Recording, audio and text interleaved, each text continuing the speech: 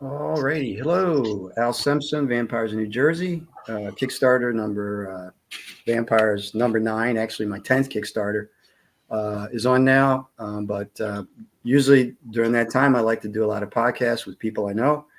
I've known Brandon E. Brooks for a good number of years. Pictures pop up on my Facebook. I'm like, I can't believe 2019. We were doing I guess New Jersey Horror Con panel together and stuff. So he's a filmmaker. He's an actor. He's been in a variety of different things. Worked with a lot of brilliant people. He's brilliant, and I wanted to catch up with him. So Yeah, thanks for having me. Yeah, that was pre-pandemic, that panel at yeah, Engine HorrorCon. yeah, Yeah. yeah, it was a good time.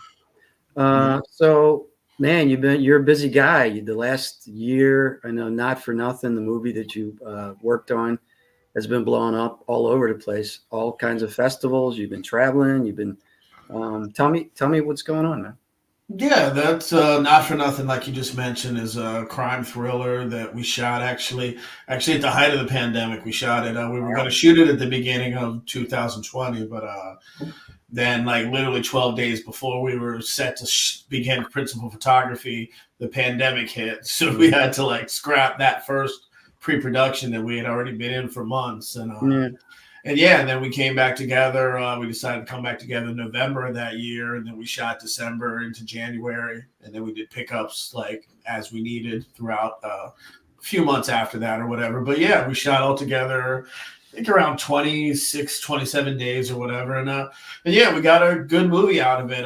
Tim Dallin and the late Frank Tartaglia that unfortunately passed away last Thanksgiving suddenly. But Wow. but yeah, like he was a great guy, and yeah, we made a good little movie, and it's made its rounds over the last year from different. It premiered last November at the Philadelphia Film Festival, and Nice. we had 2 sold out screenings there, and we won a couple. We had an honorable mention award there, and Awesome. yeah, and it's received good praise. I mean, quite a few awards. I think we're upwards to 20 summit at this point Yeah. from here to all over Pennsylvania, New York, California. Yep. So yeah, we've done well with it. We're trying to figure out the next steps with it, whether theatrical or just how we're going to kind of play it out distribution wise. But we're real proud of it, and said a great cast. I was a producer on it. I also was blessed to cast a lot of great people in it, and Yeah. man, I even have a little part in it, which was fun. Yeah. Congratulations. Yeah. Thank you. It's been fun watching you with it because when you know somebody and they're working on something, you're like, you're sitting there like this, hoping it keeps going. And it was like every couple of weeks, there's more pictures of you, at another event, and another, award. And it was, much success. Hope, I know it'll keep going because it's, you guys created something really special. So, Yeah, that's it. I mean, I feel the same about even watching your trajectory over the years. Like you're always at different events, and I see how you're pumping out this different product that people are responding to, and I mean, that's in essence and a, kind of what I try to do. I just try to, if I'm not filming anything, then I try to just network and be where I need to be to meet the right people and the yep. right like-minded people to work together with, and just to like to stay on the grind. Just that's kind of what it is, because it's, as well as I know, it's a tough. You're a filmmaker as well. It's a tough industry to crack on a major level. So Yeah. it's one you just have to keep pounding the pavement and doing what you got to do to try to get to the next steps. And we just got out of a strike, so that Yeah. held up a lot of stuff for a lot of people, myself included. And Good. yeah, so we're just hoping to go into 2024 and to start rocking and rolling again and getting some new projects going forward. Very cool. Now you were nice enough to come to the Vampires in New Jersey convention. Yes, I appreciate yes, it.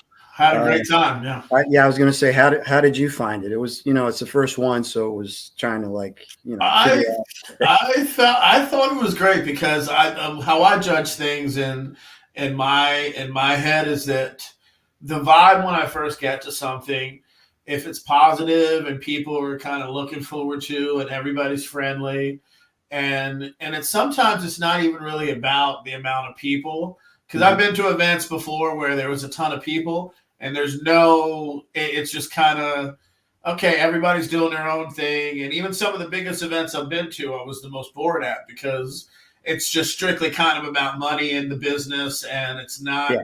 There's no camaraderie. There's no. You don't feel like you're there for any purpose other than pay that Right. amount to see this person or shake this person's hand.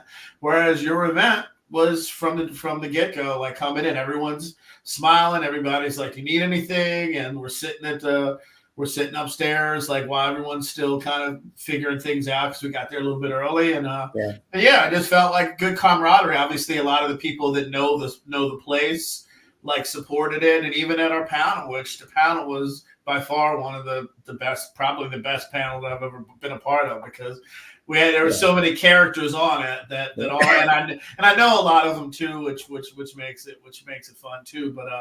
But no, it was great because looking out, there's just a sea of people in QXT that are actually interested in watching what we were doing. Whereas, like I said, sometimes you go to those events, even horror cons, and you sit on a panel or you watch, and there may be 10, 15 people in there like that are kind of semi-interested if they're not on their phone, but people were generally interested in what we were talking about up there. And like I said, I had a great time. I mean, it was look forward to the next one. Yeah, it was. I wanted it to be a celebration of indie creators in general. Because usually if we do bigger events, we're kind of pushed. Oh, you're the indie crowd. Or you do indie comics. For comics guys, it's always like you're an artist alley to begin with, but then the Marvel artists are like at the front. Yeah, and we're at the end near the bathroom in the dark in the day. yeah. So, I feel you. Yeah, that's it. Because you don't get that many things to. I mean, there's networking events and things, but there's not a lot of things like that showcase. That's why I thought the lineup was dope too, because I mean, not just because of a few of the people that I knew, but meeting some new faces and different people that are not only in the film industry, but all different things. There's people we met there selling different, interesting, like oddities from sculpture things that they made that were cool to jewelry. And so, it was cool to see those are people like represented in a way like that, because like you said, usually it is a situation where all the headliners are in the big room and they're all the ones that everyone rushes to the panels and again, rightfully so, because they're I don't have a problem. The big people. No disrespect to that at all, but I'm the same way. I like to see stars too. Exactly. So it's cool. Like obviously that's earned what they have, but it's also cool too to be in a situation where we get to tell our story and we get to kind of have the spotlight a little bit and talk about how we got into the industry like we did on that panel. I thought that was cool because there's a lot of stories that come out of the struggle.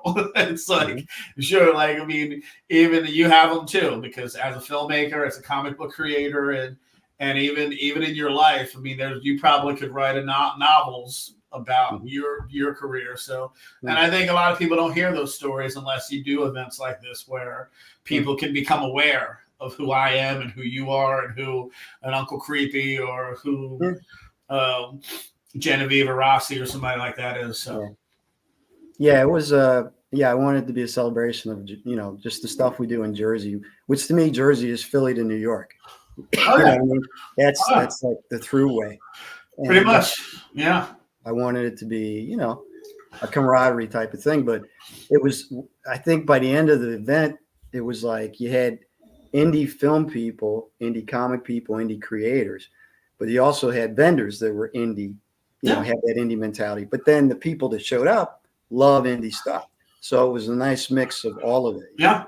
And that's a good thing too, because I've said that even about events that I've been to before, conventions, that sometimes the vendors get lost in the shuffle because of the larger names. And if they're put in a certain position where it's like, sometimes I've heard people say, I didn't even know they were selling stuff on the other side of the building or in the other part of the hotel. I didn't even know, because everyone's there to meet the celebrities. Yeah. So like when you intermix them in, I like the cons that'll intermix, put some of the celebrities in the room with the vendors, and then put some in another spot with them. And then in the hallway, so people have to interact with the people that are selling goods that they might want to buy to have somebody signed or whatever. And that just gives a rub to the vendors who, to be honest, are the backbone of those conventions, because if they're not paying for the vendor space or whatever, then those people aren't paying tickets to walk in the door. Yeah, because they're not going to have a venue to be able to rent to have those stars or have those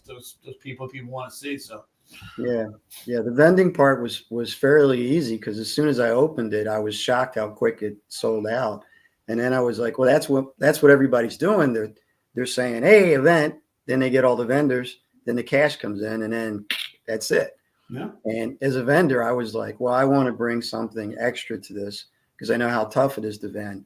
I definitely want to make sure they have traffic, but I want to attract, people that are really into, creating a scene. And the scene's there. It's not like you had to make up any indie stuff. Everybody in there has a project they're thinking of, they worked on already, and or they're working on right now, and that's exciting to me. It's a forward-looking convention. Not that Absolutely. I don't like the old stuff, but there's new ideas and new things coming, and that excites me. Yeah, every day I get a messenger or something from somebody who's have an idea, or fill my emails with have an idea, or have a script, or have a treatment or something, and it is exciting, because sometimes I'll read things or I'll hear things that quite frankly are way more thought-provoking than a lot of the stuff that I see out in the broad media, because again, a lot of times people, even again, I can put myself in that category. I'm thinking of what I haven't seen. Right. I'm thinking of like what's different. Like okay, there's a million slasher films, there's a million zombie and supernatural films or whatever in the horror genre. What haven't I seen? Some of the stuff that's in your comics is different than what's out there. Yeah. Some of the stuff that has been pitched to me from friends is different than what's out there. And that's the stuff that I get excited about, because that's something that when like we've seen over the years, when something hits the market that captivates people are like, oh my God. And it might even be a Blair Witch. It might be a Paranormal Activity, or it might be something. Sure. I go a little deeper because I love foreign films and stuff like that. But a Train to Busan or High Tension or The Void or things like that. But it's like, for me, I get excited when I find that really cool stuff that's different, because and I love the popcorn stuff, the Halloweens and that stuff that we grew up on.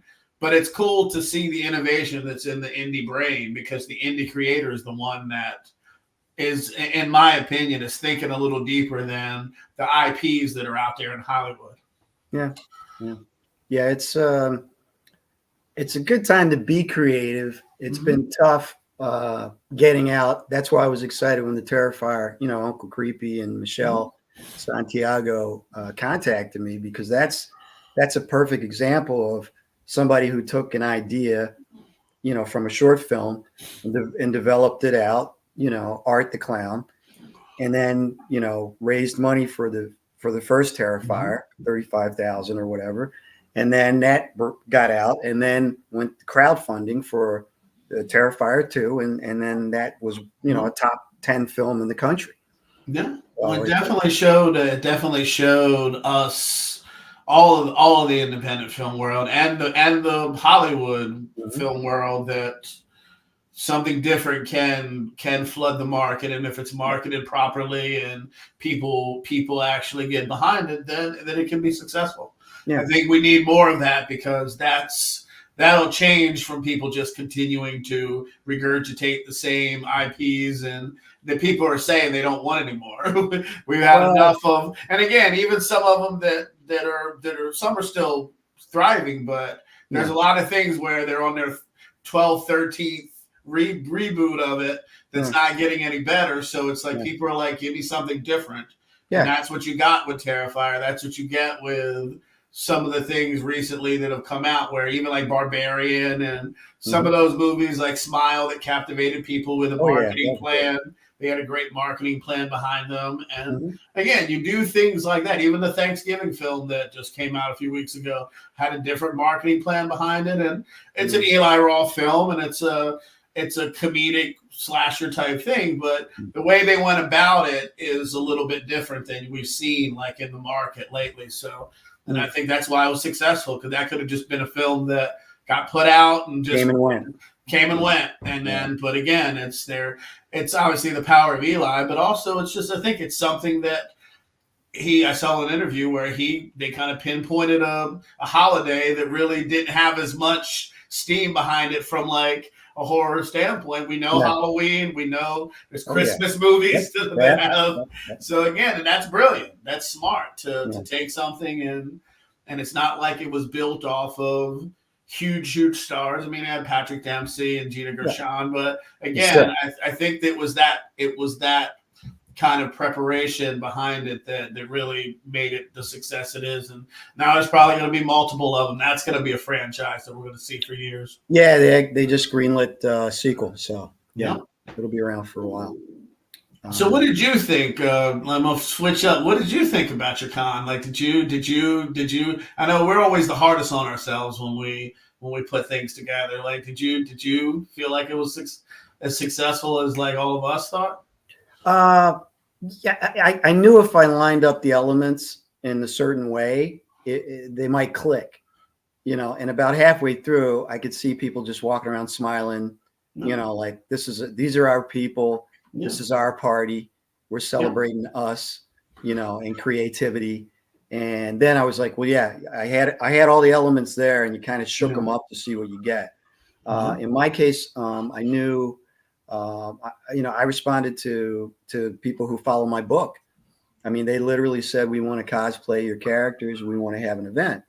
So I was like, okay, well, how would I do it? And I didn't want to go huge right out the gate, and I become friendly with, Madam X and QXT. So they gave me an opportunity, and, it's not a huge club. It holds maybe 200, 250 people, but we did, I think we did 70 or 80 tickets right online. So once we got that, I said, well, I know people are definitely coming because they paid, and the rest was kind of like, guests and a mix of who was going to be there. And it all worked out. We had DJs in every room. We had a bar in every room. Yeah. And that good vibes. Good vibes. It didn't hurt. And it just seemed like everybody, and like I said, with vendors, I wanted them to be successful. Yeah. So when I would check with them and say, how do you feel it's going? And they would say, things are clicking. I said, well, I know those tickets are sold, so I know those people are going to show up by the end. Yeah. And then the panels were incredible. I mean, people, when Madam X was doing her vampire panel and her werewolf panel, people, it was like a library upstairs. I mean, people were like riveted. So that to me was like, wow, we really got people's. We didn't do a lot of yelling and attention grabbing. We didn't run a lot of like film or do a lot of pyrotechnics. Yeah. We were just talking, and people were really interested. And then when I did the comic book panel, a lot of the women that were there came to the front, and they started asking a lot of questions because they were interested in doing their own comic books. Oh, okay. And I was like, that to me is really cool. Yeah. Because I always tell people I'm the old guy who was at a con in '78, and we would look at each other and be like, dude, you think girls will ever come to these things? No. Chicks will never come to these conventions. And now it's cosplay and all this stuff. Yeah. So the fact that it's opening up, they had real, like, legitimate questions about how you put a comic together, how you get artists, what you do with your stories. I mean, that was good stuff. And it's very interactive. And then when you guys came on, the house just set on fire. I mean, people were really, you guys were having fun. It was coming back. It was great. Yeah, it was. That's, like I said, that's the one big thing. I mean, I can take from it, not just having good friends in the house, but it's that vibe from like I said, from walking in the door and seeing Caroline and Bianca, and like, it just kind of they're smiling, and then you, and then just like different faces, and knowing I was going to see Fallon and like different people that were already part of the tribe. So it was like, and coming with Steve and Danielle, like that are some of my best friends. So but that's like I said, for me, like those vibes were there. And then when everyone, random people just are sitting at the bar, just, hey,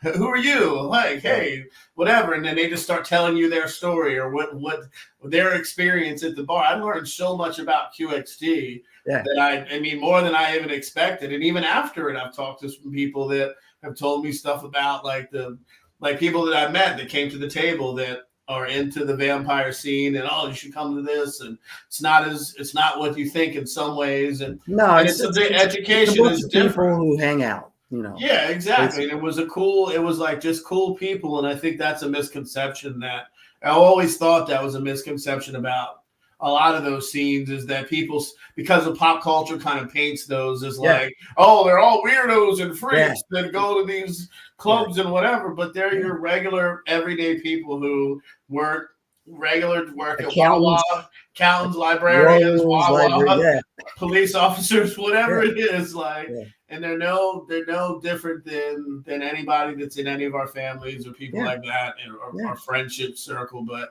I think, and that's something, the myths that need to keep being broken, that and by doing events like this and having people see, oh wow, that's cool, that's interesting. I thought it was something insane, and I thought this was it over here. So I've always felt very welcomed when I do events there, and I just thought it kind of fit, it just fit in a certain way.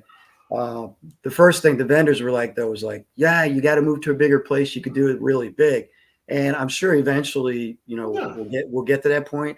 But the vibe and the scene and the comfortability factor is just there. And hopefully, we can continue that, next time and maybe, after that. Yeah.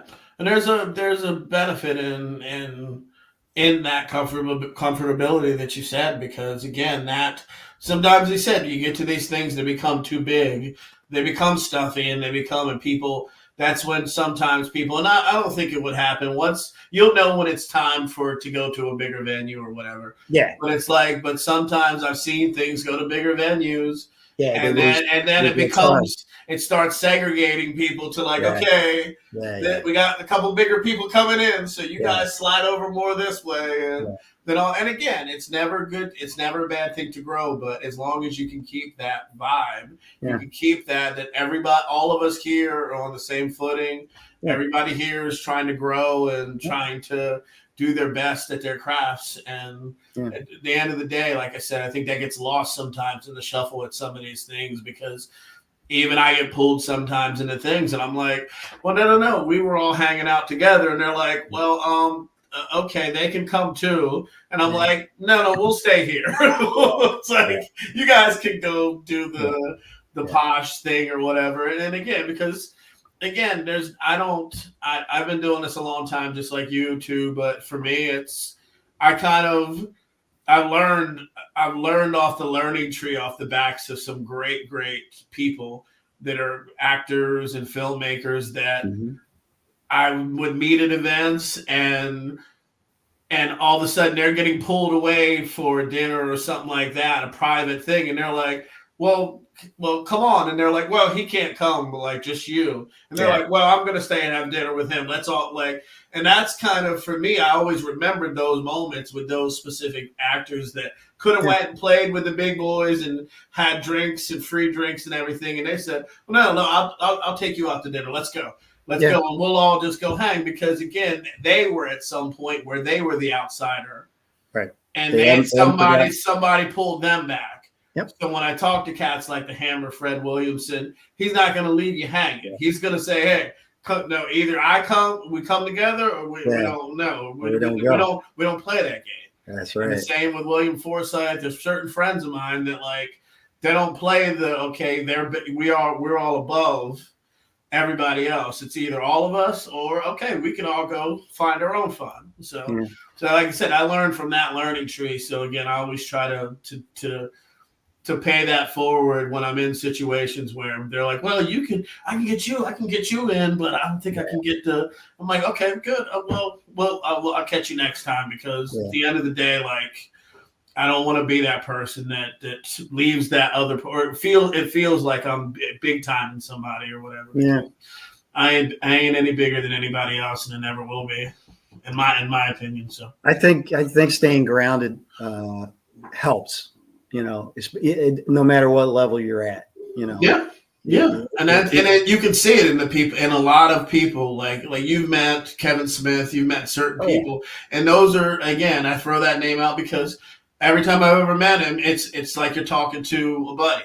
Yeah. It's not, it doesn't feel fake. It doesn't, it's like, hey, like, of course, a ton of people come up to him and want to talk to him, Right. but like, he has time for people, and he'll say, like, he'll have that, even if it's a 5-minute conversation or 2-minute or whatever. Yeah. And there's plenty of people I've worked with in my career that genuinely are, hey, I don't want to talk about me. I know who I am. Yeah. Like, tell me about you. And that's the Hammer. That's Forsyth. That's Courtney Gaines or Tony Todd, or a lot of different people that I've been blessed to work around and work with. And those are the people who genuinely like care about their fans and care about people. And there's a lot of them. There's a lot of them that I haven't met, and there's a lot of them that I have. But some people don't get the Hollywood big head and that they're here, and even when you're having a conversation, it's almost like they're looking through you. Yeah, it's like well, because they're thinking of their next thing. Yeah, what's the next thing? Oh, I gotta be somewhere. I'm already somewhere else. My mind's. How can I get out of this conversation? I'm gonna give this 2 more minutes, and and then I gotta. I need to go to the bathroom, or you can see it on their face. You can see it on their face. So it's like. So it's funny to me. So after all these years, I can see it immediately when someone's already dismissed you, like at the beginning of the conversation, and again, that's totally cool, because it's probably not someone who I was going to have a good conversation with, because if you have that mindset, then it should be somebody. Just move along to the next person who you think is more important to speak to. So, I posted today about a Big Apple Film Festival Zoom meetings. I'll send you a link to it. Okay. Because of my film history, I get emails from them, and they have Zoom calls with people at different agencies out in Hollywood. Oh, okay. And usually it's like 10 writers, all different various levels. I was in one Zoom call with a guy from 3 Arts, and one of the women on there is an actress in Hollywood, and she had an idea for a sitcom. So some of it is informational. Last week I took one. It was about just film distribution the way it is right now, and the guy gave good advice. But I'll send you a link for that. And they do it like 2 or 3 times a month. It's like for $25, you get on for an hour. You hear about what other people are doing, but you also get connected with somebody. I actually did send a script out to the guy at 3 Arts, and he's reviewing it now. Oh, cool. Awesome. Yeah, send me that link. Very cool. Yeah. Yeah. And you're a writer, an actor, and the creator. So I've been trying to tell people, whatever you're doing, try and look at other ways of doing things. I only got that because I was on a mailing list. And actually Andy, I forget his last name, but he's a moderator, and he's actually in New Jersey, and he was at the con. So I don't know if you might have talked to him when you were coming off stage, because I was trying to introduce him to you, but I'll connect you with him later. I'm not sure. Yeah. But, I know I've met a couple of the filmmakers that were on, but I'm not certain. Yeah. But that's another avenue for people who write. And I was doing it mostly for comic book people, because comic guys are kind of stuck in this comic rut where they're kind of like in this thing where they want to be signed by Marvel and DC, who don't even really sell comics anymore. They make movies and sell IP. Is that but underneath that, is it similar to film distribution, where it's a cutthroat kind of, like, you're not sure who you can make money with, or people? Well, on the indie tip, everybody's trying to get a deal, but the guys that I've seen that got signed to an indie comic company, they're doing just as much work with the indie comic company as they did before the indie comic company. So it is pretty cutthroat. But I try to get them to break out of their mold and say, maybe you ought to consider like a horror con. Maybe you ought to do this type of, just to do something different. Yeah. Because it's helped me, find new avenues to talk about my IP and to reach new customers. Yeah. So I'm always a big proponent of, whatever the box is, blow it up and jump outside of it and see what's going on, because there's other ways of doing things that you can kind of integrate into what you're doing. And Absolutely. this Big Apple pitch thing, for anybody who writes is a good exercise, even if you don't get through. And sometimes, like I said, it's just informational. The Yeah. guy that did the distribution, I'll send you a link for that. I think they filmed it and it's on YouTube. He is with, he's working with like Netflix. He's working with he really told people, and I didn't even have a question. A lot of other people were in like post-production of their films, their indie films, and they're trying to figure out what they're going to do with the movie. Yeah. And he would say, well, this is a good avenue. This is what I'm doing with Netflix or Amazon or whoever, or HBO. Mm-hmm. So a lot of it is informational, but he's in the business. I mean, he's out there working for a company that's handling real business. Yeah, and those are the people to talk to, because a lot of times I think people are taking advice from people who are not, who really aren't successfully doing it. So it's like, because there's so many people out there, this is my opinion or this is my experience. Right. And people are listening and, I'm going to pay this amount of money and have this person put my film on Tubi or do this or do that. And then they have a nightmare story and then they're upset. Whereas sometimes it's better to like go to Stage 32 or, like I said, something like you just said with Big Apple, and actually go to the shot callers and get the advice from people who are actually doing real business and making real money. Because again, distribution is rough. I think I said that on the panel. Is that's the, even with Not for Nothing, it's been an arduous process to with a solid film with some solid players that are doing well now, like Lauren Rivera and Mark Webber. It's a different, it's still a juggling act, because there's so much product, and there's so many people out there that are suspect that you have to kind of circumvent and get away from them. Because you still have to weed through. We went to AFM, my business partner Tim Malik and I not this past year, the year before, and it's a feeding frenzy of just. And we got a list of a kind of stay away from these people and meet these people and tread lightly with these people, and it's still, like I said, it's a situation where, especially coming off a pandemic and now a writer's strike and a director's strike and. Everything that all of that, it's a situation where there were so many sellers and really people weren't buying, and if they were buying, they're buying at a minimum. So that's just, so it's like, so when that was one of the things he mentioned. He said a lot of directors and people in production used to have slush funds. They had extra money where they could bring on, hey, I need you to consult on this. I can throw you some money. He's like, all that's dried up. He's like, it's not, he's like 5 to 10 years ago, that was a common thing. He goes, it's not now. So people have to adjust to how, the person who had the slush fund has to adjust to not having the slush fund. Yeah. And then everybody else has to adjust to the fact that it doesn't exist anymore and things are tighter. Yeah, and all the money the money that was there even 10, 15 years ago is to get an MG is like, unless you have big stars, but if you have big stars, then you need the bigger studios or the A24s or those people to put out money for that.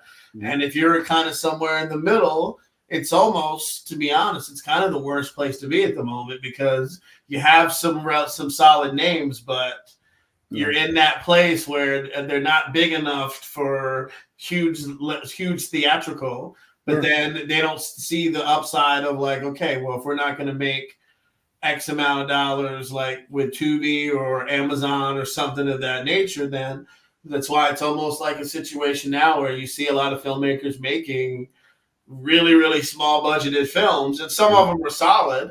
But I think the thing is just, I've been told by mentors and different people, keep the budget down. It's like, keep the budget down. If you can keep it below this tight, and if you can slide a name person in there that might, for a day or something, that might take a good rate, and that's why you're seeing a lot of. I've worked on films with Eric Roberts and different actors that people will bring in for a day and pay them whatever they pay them, and that's what they're banking on to help for distribution. And again, it's smarter. It's only it has a ceiling. That's the problem is that those projects are only going to have a certain ceiling that you're not really going to get over, because so many people are doing it. so many people are getting that act that will, those few actors that will work for a smaller wage for a day.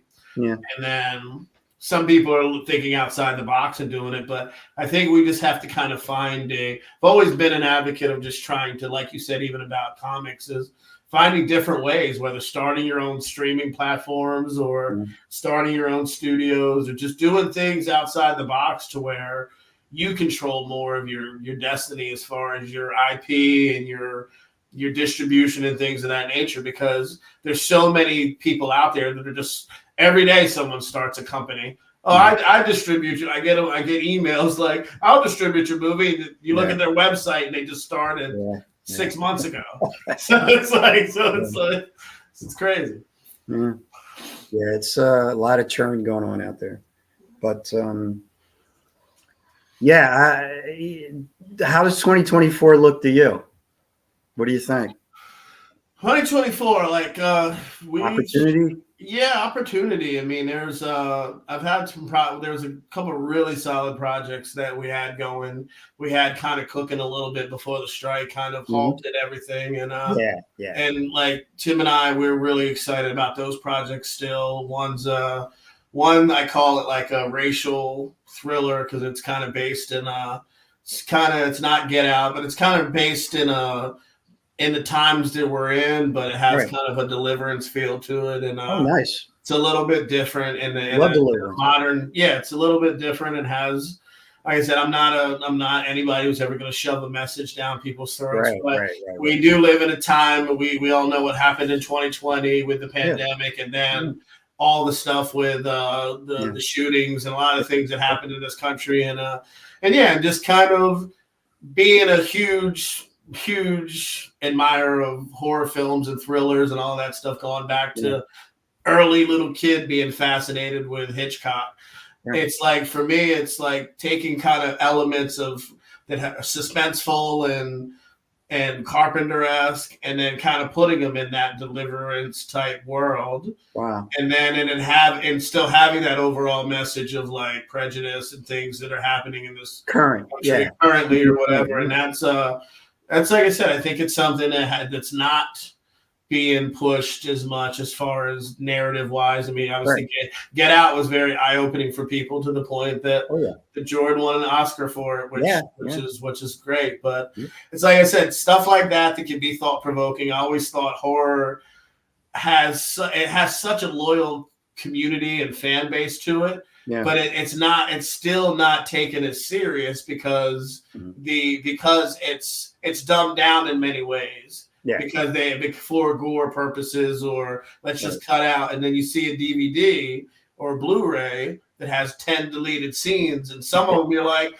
oh, that would have made sense with 5 of those scenes in it. There you go. That would have made it a more smarter film. Right. But that wasn't the agenda really of the companies that put them out. They just wanted to sell the gore and the jump scares or things like that. So if there's a way to, like I said, with what happened with a lot of like kind of a bigger resurgence of horror last year with some of the movies we talked about, I think there's room now going into this new year for, and I don't really care about the term elevated horror, but I just think there's room for things that are different. Things that speak a different language, things that speak a different message through them. And you still get your action, you still get your suspense, you get your horror, but you also you can walk out of it and say, you know what? I live in Louisiana, I live in Mississippi, I live in places where certain things are happening that's real life horror. Right. And that, for me, that's kind of the process that I've gone through with that script of mine. And so that's one of them. And then we have a whole slew of projects, like I said, that are, and we're trying to focus on like quality stories and giving the horror fans what they want with the horror films. I also write a lot of other things I grew up loving action and just kind of Westerns and things of that nature too. So there's a lot of projects that we have but we have obviously has to take steps because like some of the horror and the thriller things are things that you can do with not the biggest of budgets, but then but we have these ones too that dip into the millions and beyond that are projects that we have interest from bigger name people. It's just you got to get to that point, kind of, especially in this market now with things changing as far as capital and everything and MGs. That, but yeah, that's 2024. We also have some other events we're going to announce early in the new year that we're working out with some great creatives here in Jersey, and Cool. you'll be a part of that too. Like once we're gonna hopefully have a big announcement on January 1st Awesome. about a big event we're gonna do in the summer of 2024, and yeah, just the movie stuff is always going to be for me paramount because it's just something that's been in my blood for going on 25 years now, and I'm still writing. I'm still cranking out things. I still have a couple things to finish up that I'm sure people are like, oh, what happened to this or what happened to that? But again, life seems to, like, as I've gotten my blood pressure lower from the stress of this business and kind of learned to take care of myself a lot better with the stress and everything, and to eat better and put less salt and sugar and everything. You got to take care of yourself, man. It's as I've done that, it's kind of opened my eyes with a little bit of therapy too, but it's kind of opened my eyes to kind of the world we live in is it's there for the taking. Like there's so many opportunities out there. There's no excuses anymore. You can't say, oh, that 35 millimeter camera and the cans were too expensive when there's a kid who can pick up a cell phone and go film a movie that ends up at Sundance. Yeah. So there's no excuses for anything. So for me, like I just see it a lot clearer that it's like no one's going to do the stuff for us except us. So you put yourself with like-minded people that have the same goals as you, and you just go out there and you do it, and you put even promotion is wide open. Like 20 years ago, there wasn't all this, what we're doing right now on social media, where you could literally promote anything you want, like to millions of people. StreamYard has given us this space for free. I just got on and said, let's do it. There you go. I mean, and that's what I'm saying. We didn't have that 20 years ago when I started, like back when I started. And then I slowly went into kind of MySpace and all of that kind of kicked off this whole kind of revolution. But it's like there's really no, you could put the word out to millions. You could put the word out to other countries and to now distributors or people, no matter what field you're in, you can push a button and send a headshot to a bunch of different agencies. You can send a copy of your film to distributors to watch and give you an answer within hours. So it's not like, oh, I gotta make a bunch of hard copies, and you know about that. I remember starting, I had to go, man, how much money do I have? I gotta go make headshots. I need 5 headshots to send to these, and you had to go a bunch of envelopes and a bunch of stamps and a bunch of everything. Stamps and manila envelopes and all this, and it was a different world now. And so when I see people complain, I'm like, now imagine when you had $2 and you needed 4 to send something out to mail something out to a casting director in New York or LA or whatever. And those were the struggles of that time that now are alleviated by, I can sit here and talk to Eli Roth if I want to. If he wanted to see me for Thanksgiving too, or if somebody wanted to talk about producing something, they could be in Japan. So it's like, for me, it's a different world. So the excuses we kind of gave ourselves sometimes in the past are gone. So it's like there's nothing except a clear road to whatever. And it's not really, it's in our hands to push ourselves as much as we can. But I forget which filmmaker said it, but I watch a lot of content from Film Courage and a lot of just always trying to stay educated on the trends and what's going on. But a filmmaker said something I took in my brain recently, that it's like we're always evolving, and it's sometimes just do what you love to do and put it out there and let people be the judge of it. Right. Like Kevin Smith is a huge inspiration of mine, and I've told him that because he doesn't care what people think about fart jokes or whatever it is. Like that's him and his friends love that. Yeah. And that's what's made him his empire. Yep. Same with Robert Rodriguez. They're not there to serve the masses. He's got his Spy Kids, but he did that for his kids. Yeah. And that became the Well, like problem. it was a natural extension of what he was doing. Exactly. He didn't get to the point where he just was like, I'm just going to stop doing, whatever. Yeah. And I'm going to And start jump making into that. It was and I'm going to start natural, making Fast and the Furious and a bunch of it popcorn was a movies. natural growth extension of his. Yeah, and even Alita Battle Angel is interest. another growth of Right. when you look at Desperado and you look at some of the Yes. characters like the Jessica Alba or Michelle Rodriguez, the badass women. Yep. That's an extension, just in a bigger light of It's authentic because Yep. because of that, because it's a Exactly. developed thing that it's Exactly. natural. People respond to it. Absolutely, and that for me is authenticity for him. Kevin Smith, Tarantino, guys like that. They create, absolutely, really something.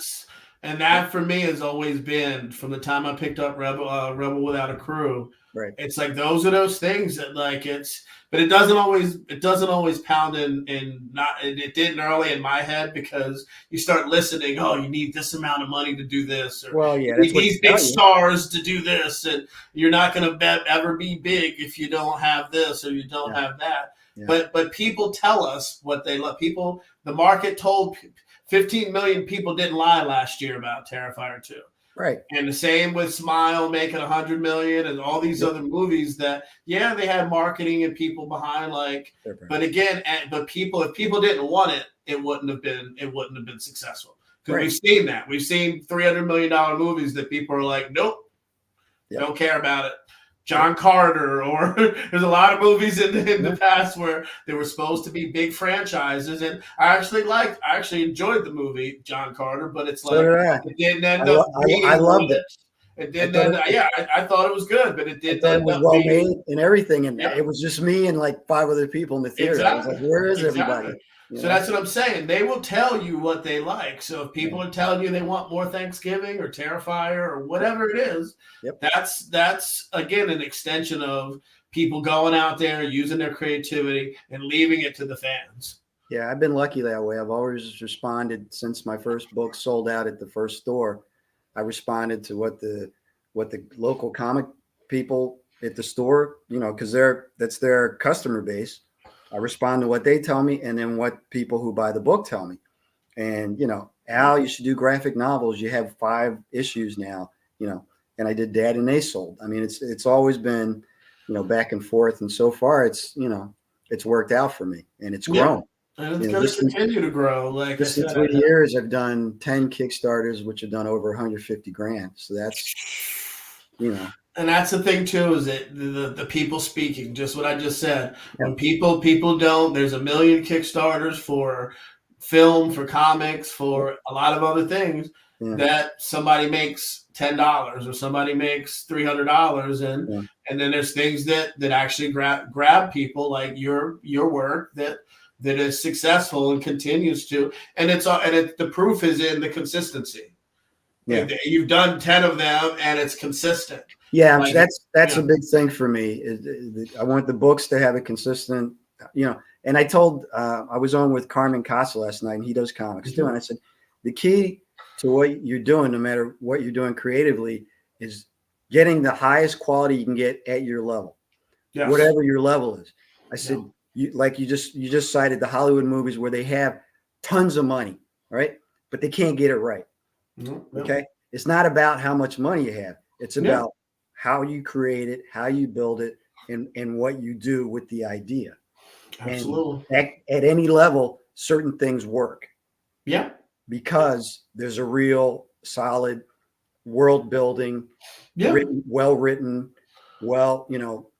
clear as day that you can't miss it. I mean, Rocky, for one, Stallone was just here. And I remember the first time I actually sat down and watched Rocky, the first one, not all the hypes, but the first one. And it's like, this guy was struggling. This guy's in this house. He sold his dog. He's struggling, and he's dreaming, and he's hoping. And I'm like, and that's a universal story.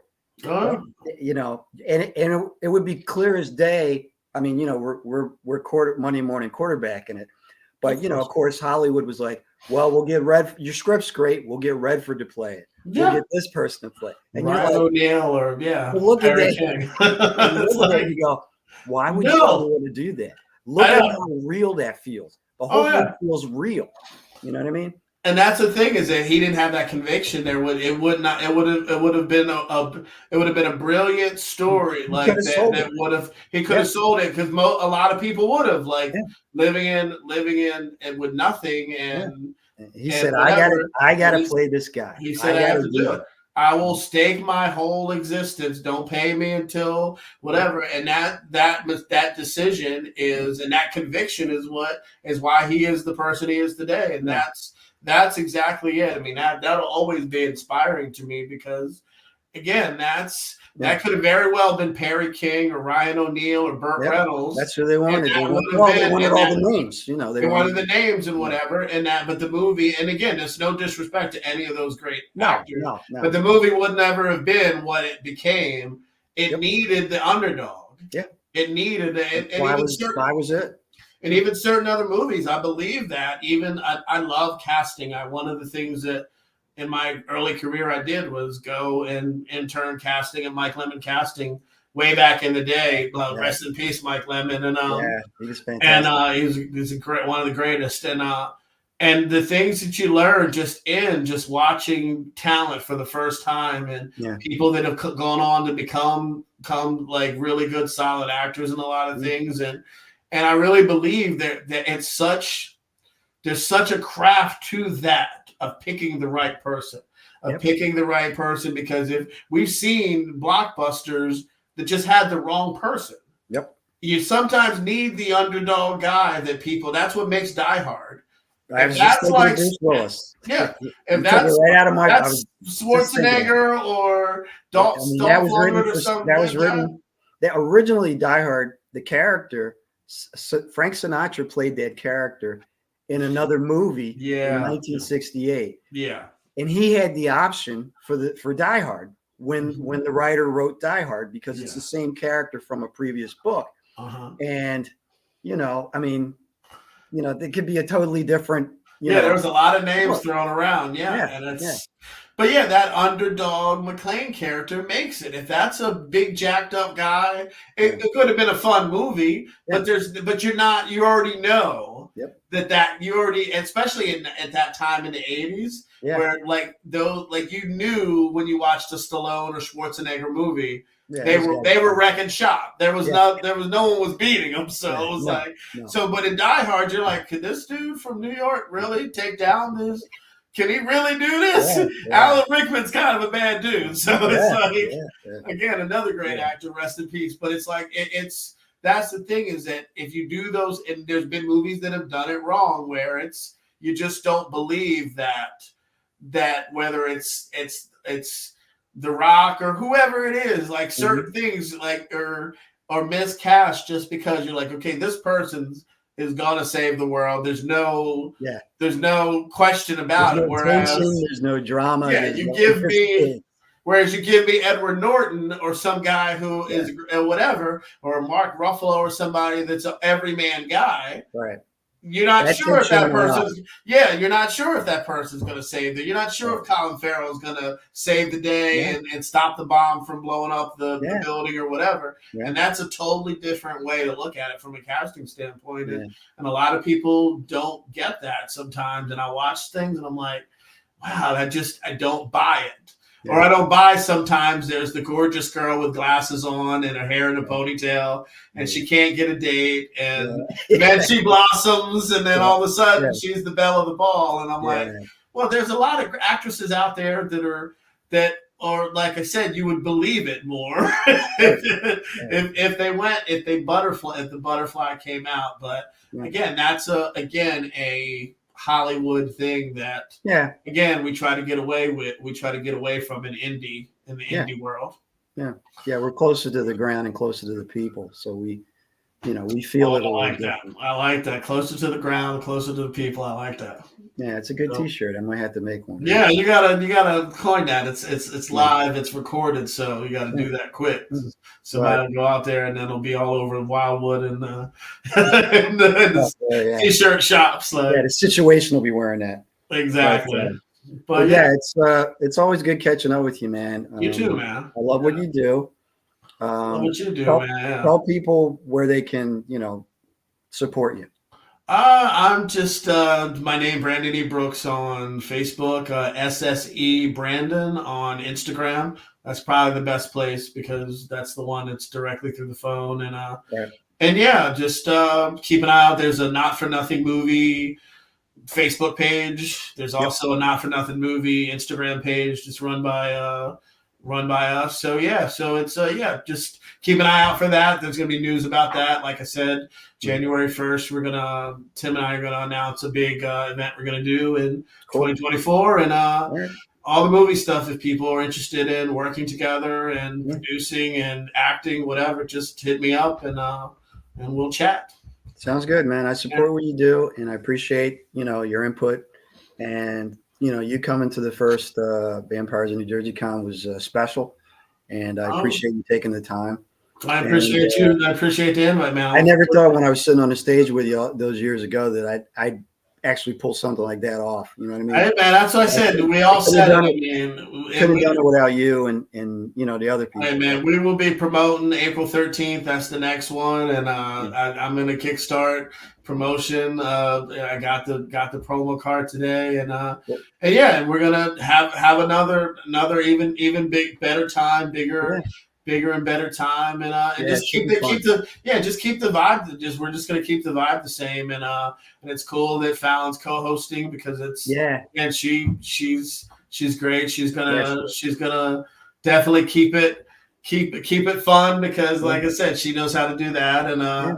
and yeah, I just think again that's the community that's already built and already that's structured from the first one you did Yeah. is one that's going to be successful for years to come. I think you're going to be making these things they're going to keep growing because people are going to keep hearing about it and seeing Yeah. the photos and they're going to Yeah. want a piece of it. And Yeah, it's a good time. I'm proud to be a part of it. Yeah. Well, I appreciate you, and I'm always here if there's anything I can do. Absolutely, man. Absolutely. Just Well, ask. I know. I owe you some work together, man. And like, let's get there. try to do that in 2024 and move We'll forward get there, man. because We'll get there. got some But great yeah, stuff. I'm proud of you and what you do, Brandon. Proud of you too, brother. It gets Keep to my doing heart when I see you out there doing your thing, Keep and doing it, you, man. and you get to that. It's a climb, but you're like that. You know what I mean? Oh yeah, it's baby I'm right there steps. with you. Baby steps, but it's baby steps to success. But yeah, like I said, I'm always watching, and like I said, the grind. I'm like, how is he doing this every weekend? I'm like, I don't even. The energy you have in you is. I mean, I know you said you're old, and I feel old too, but we're still young men too, in my opinion. And it's like, but that grind is necessary to get where we're trying to go. So yeah. And it energizes me and it grounds me. absolutely. And then from that, I get other opportunities, and I just don't want to turn down an opportunity. People go, oh, we'll have you as a guest at this event. I go, well, I'm going. Yeah. Why would I not go? I worked hard to get to this point where people would say that, and then now they're saying it, so I'm going. Well, I think that's a great mindset, and it's something that I try to instill in people too. Because I always say to people, I have friends or people that I know, they're like, "Dude, man, how come you didn't tell me about that or invite me?" And I'm like, "Actually, I did. I tagged you. I sent you a message, and even whether it's free or it's a little bit to get in, I'm like, there's times that I'll tell people, I was like." Dude, if you tell me you're coming, I can probably just get you in, or whatever, because I know people or whatever. And some of the events are free. Yes. So, and then people will still make up excuse. Oh, well, I had a late night at work, or I was out late, or whatever. And I'm like, well, ultimately, if you want something, you're going to fight for it. So if you want to be an actor, you want to be a filmmaker, you want to be a comic book creator, a dancer, singer, whatever, you can't always make excuses for opportunity. Just like the link you said from Big Apple, it's like those are opportunities right there. But people say, well, $25. Well, $25 is nothing to invest in your future. Right. and a better future that could be better for you and your family. So Yeah. so for me, it's like that burns me sometimes to the point where I will stop inviting certain people to things because they're seeing them on my feed. You're seeing them, I'm sending them to you. And if you gotta take that energy and send it to people that you know are going to exactly to new that's people. what I've learned from that. Absolutely, absolutely. So yeah, April 13th is going to be fun, man. And I wish you and your family a Merry Christmas. And yeah, man, I can't say like any more about how proud I am that you keep pushing the needle, man, because like people that look like us, man, need positive reinforcement. They need people that are faces that can tell them. So if I'm blessed to go speak somewhere, whether it's on a panel or at a school, and people look at me and they say, "Oh, how can I be a director? How can I sing? How can I do this?" And I said, "You can. You just have to do it. You have to.